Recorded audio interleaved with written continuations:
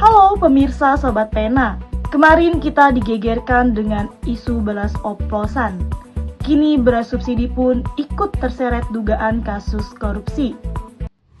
Kejaksaan Agung Republik Indonesia tak tinggal diam. Lewat Satgas Khusus P3 TPK, penyidik mulai mengusut aliran dana beras subsidi. Program negara yang seharusnya menjamin akses pangan murah bagi masyarakat kecil. 6 perusahaan produsen beras telah dipanggil ke Jagung, tapi fakta lapangan hanya 2 yang hadir, yakni PT Unifood Candi Indonesia dan PT Subur Jaya Indotama.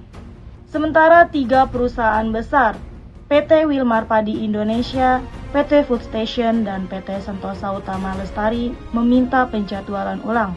Sementara 1 perusahaan PT Belitang Panen Raya justru mangkir tanpa alasan. Ini yang terkonfirmasi hadir hanya 2, yaitu PT Unifood Candi Indonesia dan PT Subur Jaya Indotama Indonesia. Selebihnya yang lain, khusus untuk PT Wilmar Padi Indonesia meminta penundaan. Kalau Food Station minta juga penundaan. PT Belitung Panen Raya tidak ada konfirmasi. Kalau untuk Sentosa minta waktu Selasa. Dalam keterangannya, Kejagung menegaskan bahwa penyidikan ini tidak menyasar soal kualitas beras, melainkan fokus pada dugaan penyelewengan dana subsidi, uang negara, uang rakyat. Sejak awal, anggaran triliunan digelontarkan untuk menjamin beras terjangkau bagi masyarakat berpenghasilan rendah.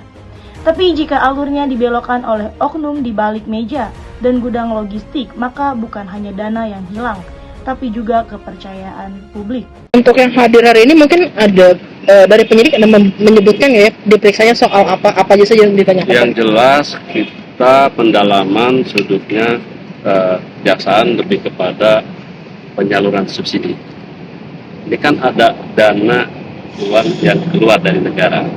Kita hanya memastikan dulu apakah subsidi itu sudah sesuai ya, sedangkan 6 perusahaan ini kita periksa terkait dengan ketika dalam penyidikan konfirmasi klarifikasi sebenarnya. Berarti kalau untuk terkait subsidi ini lebih melebar dari isu beras oplosan ya? Ini kan kalau untuk beras oplosan yang nanganin rekan-rekan dari Satgas Pangan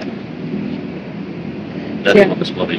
Berarti untuk subsidi hari ini yang dari penyidik ada meminta dokumen apa aja ya Pak kepada pihak-pihak? Sabi penyelidik juga sudah mempunyai data-data, sudah mintai juga keterangan dari kedua perusahaan yang hadir.